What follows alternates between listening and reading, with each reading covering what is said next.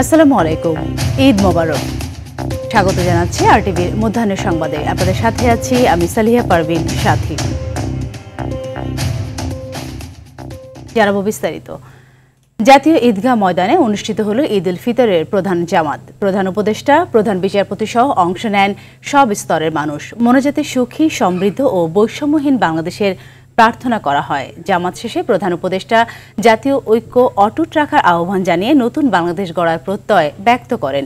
বঙ্গভবনে ঈদের নামাজ আদায় করেন রাষ্ট্রপতি মোহাম্মদ শাহাবুদ্দিন। খান আলমিনের রিপোর্টে থাকছে বিস্তারিত।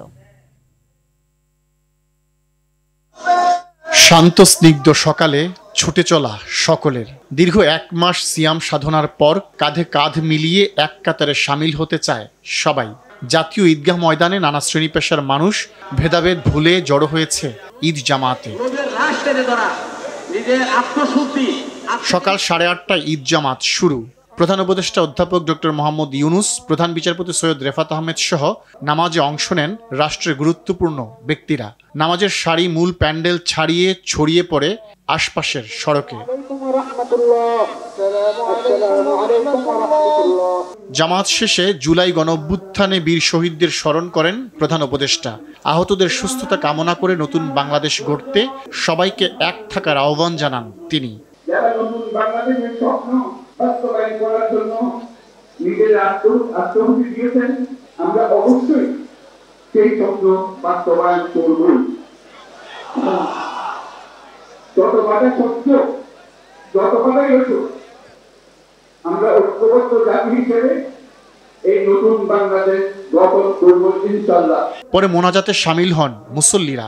কায় মনোবাক্যে প্রার্থনা করেন একটি সুখী ও সমৃদ্ধ বাংলাদেশের, যেখানে থাকবে না কোনো বৈষম্য ও ভেদাভেদ। স্বৈরাচার মুক্ত বাংলাদেশ আল্লাহ যাকে ধ্বংস করে দিয়েছেন, বাংলাদেশের লোক শান্তিপূর্ণভাবে ইসলামিক যে চলাফেরা করতে পারে, এইটা আল্লাহর কাছে আকাঙ্ক্ষা। ফিলিস্তিনের উপর বছরের পর বছর ধরে চলা ইসরায়েলি নিপীড়ন ও নির্যাতন অবসানে প্রার্থনা করেন মুসল্লিরা। দেশের মানুষ যেন শান্তিতে থাকে, শান্তিতে বসবাস করতে পারে এবং ফিলিস্তিনিবাসীদের যেন আল্লাহ তাআলা হেফাজত করে, রক্ষা করে। ফিলিস্তিনের উপর যে অত্যাচার হইতাছে, অবিচার হইতাছে, এটা ন্যায় বিচার হোক।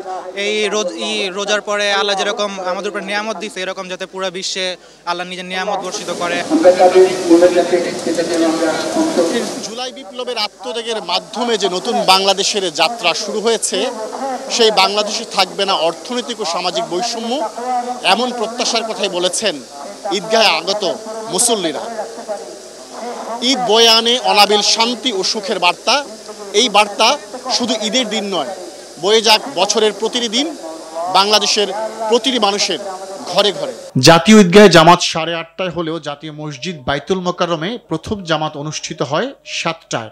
ঘণ্টা ব্যবধানে 11:45টায় হয় পঞ্চম ও শেষ জামাত।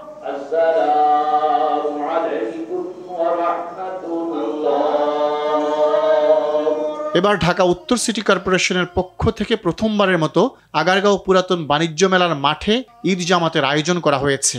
8:30টায় অনুষ্ঠিত হয় সেখানকার ঈদ জামাত। খান আলামিন, আরটিভি, ঢাকা। দেশব্যাপী পালিত হচ্ছে পবিত্র ঈদ উল ফিতর।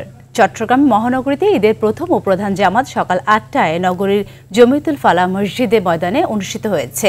এতে ইমামতি করেন মসজিদের খতিব সৈয়দ আবু তালেব মোহাম্মদ আলাউদ্দিন আল কাদেরি। বরিশালে ঈদের প্রধান জামাত অনুষ্ঠিত হয় হেমায়েত উদ্দিন ঈদগাহ ময়দানে। খুলনায় সকাল 8টায় ঈদ উল ফিতরের প্রথম এবং প্রধান জামাত হয় সার্কিট হাউস ময়দানে।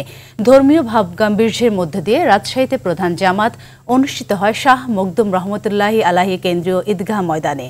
নামাজ শেষে দেশ ও জাতির কল্যাণে বিশেষ মোনাজাত অনুষ্ঠিত হয়। কুমিল্লায় 4151টি স্থানে ঈদ উল ফিতরের জামাত হয়। সিলেটে ঈদের প্রধান জামাত অনুষ্ঠিত হয় ঐতিহাসিক শাহী ঈদগাহ ময়দানে। ময়মনসিংহের প্রায় 2500 মাঠ ও মসজিদে পবিত্র ঈদ উল ফিতরের জামাত অনুষ্ঠিত হয়েছে। এছাড়া নেত্রকোনা, শরীয়তপুর, মাগুরা, সিরাজগঞ্জ, ঝিনাইদহ, যশোর, মেহেরপুর, চুয়াডাঙ্গা, বাগেরহাট, হিলি, ঝালকাঠি, ভোলা, বান্দরবান সহ বিভিন্ন জেলায় ধর্মীয় ভাবগাম্ভীর্যের মাধ্যমে ঈদের নামাজ আদায় করেন মুসল্লিরা।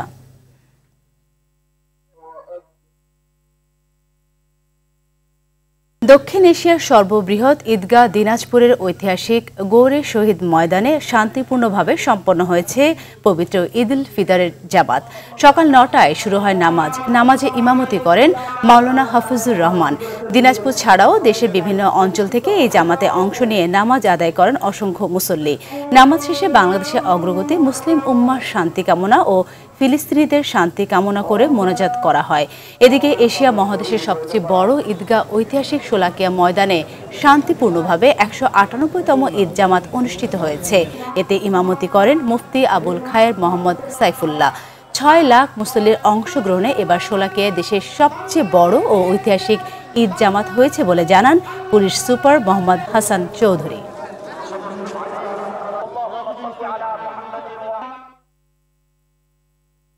ঈদের আনন্দ ভাগাভাগি করে নিতে ঢাকা বিশ্ববিদ্যালয় ও আগারগাঁও র্যালি ও শোভাযাত্রা হয়েছে। এ সময় মুসল্লিরা বলেন, ঈদের মতো সারা বছর কাটুক সবার সাথে মিলেমিশে, দেশে কোনো রকম হানাহানি ও অশান্তি বিরাজ না করে সেই প্রত্যাশা সবার। আরও জানাচ্ছেন এয়ার বাদল। ঢাকা বিশ্ববিদ্যালয়ে ঈদ জামাত শেষে শোভাযাত্রায় অংশ নেয় উপাচার্য, উপ উপাচার্য, প্রক্টর, শিক্ষক, শিক্ষার্থী ও কর্মচারীরা। শোভাযাত্রাটি টিএসসি ঘুরে কলা ভবনের সামনে গিয়ে শেষ হয়। শোভাযাত্রার আগে বক্তব্য দেন ভিসি। তুলনামূলকভাবে আমরা ভয়হীন পরিবেশে এখন একসাথে হতে পেরেছি। এই জাতীয় উদযাপনগুলো আমরা করতে চাই এবং এটি ধর্ম মত নির্বিশেষে যার যার ধর্মীয় এবং সামাজিক অনুষ্ঠানগুলো তারা যেন আনন্দের সাথে উদযাপন করতে পারেন, বিশ্ববিদ্যালয় প্রশাসনের তরফ থেকে সর্বোচ্চ সহযোগিতা করা হবে। জগন্নাথ হলের পক্ষ থেকেও আলাদাভাবে শোভাযাত্রায় অংশ নেয় শিক্ষক কর্মচারীরা। এদিকে এবারই প্রথম আগারগাঁও পুরাতন বাণিজ্য মেলার মাঠে ঈদ জামাত শেষে আনন্দ র্যালি করে মুসল্লিরা। র্যালিটি মানিক মিয়া অ্যাভিনিউয়ে গিয়ে শেষ হয়। বিপুল সংখ্যক মানুষ, কয়েক হাজার মানুষ। ধনী গরিব সবার জীবনই সারা বছর আনন্দময় হোক এমন প্রত্যাশা সবার। খুবই অন্যরকম লাগছে আসলে। আমরা সকালে নামাজ পড়ে মেলায় আসলাম, মিছিলে আসলাম, এখন একটা মেলা ভাব হয়েছে। অনেক সুন্দর আয়োজন, আপনার নগরবাসীকে অবশ্যই খুব আনন্দ দিবে। আমি এর আগে কখনোই যাইনি ঈদে নামাজ পড়তে, তো এইবার এটা শুনে আসলাম, ভালো লাগতেছে। এআর বাদল, RTV, ঢাকা। অন্তর্বর্তী সরকার জনগণকে দেওয়া প্রতিশ্রুতি বাস্তবায়ন করবে, সেই প্রত্যাশা বিএনপির। বেগম খালেদা জিয়া শিগগিরই সুস্থ হয়ে দেশে ফিরবেন। বিএনপির ভারপ্রাপ্ত চেয়ারম্যান তারেক রহমানও খুব শীঘ্রই দেশে ফিরে আসবেন, জনগণের প্রত্যাশাও তেমনটাই। এসব কথা জানিয়েছেন বিএনপি মহাসচিব মির্জা ফখরুল ইসলাম আলমগীর।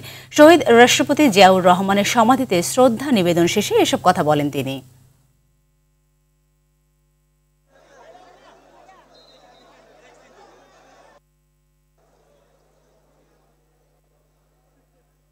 এবার আমরা মুক্ত পরিবেশে, একটা আনন্দময় পরিবেশে আমরা ঈদ পালন করছি।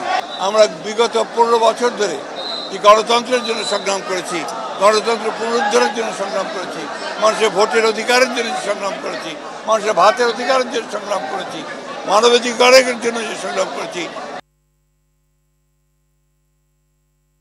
চট্টগ্রামের লোহাগাড়ায় কক্সবাজারগামী বেপরোয়া গতি সৌদিয়া পরিবহনের একটি বাসের সঙ্গে একটি মিনিবাসের মুখোমুখি সংঘর্ষে 5 জন নিহত হয়েছে। এ সময় আহত হয়েছে আরও 15 জন। সকাল 7:30টার দিকে চট্টগ্রাম কক্সবাজার মহাসড়কের চুন্তি বন রেঞ্জ কর্মকর্তার কার্যালয়ের সামনে এ দুর্ঘটনা ঘটে। নিহতরা সবাই কক্সবাজার টেকনাফ কোটবাজার এলাকার ব্যবসায়ী, লোহাগাড়া ও সাতকানিয়ার বাসিন্দা ছিলেন বলে জানা গেছে। এই ঘটনায় চট্টগ্রাম কক্সবাজার মহাসড়কে ঘণ্টাখানেক যান চলাচল বন্ধ ছিল। পরে লোহাগাড়া ফায়ার সার্ভিস ও চুন্তি পুলিশ ফাঁড়ির টিম এসে যান চলাচল স্বাভাবিক করে। মধ্যাহ্নের সংবাদ এ পর্যন্তই। দুপুরের সংবাদ 2:45টায় দেখার আমন্ত্রণ রইল। ধন্যবাদ সবাইকে।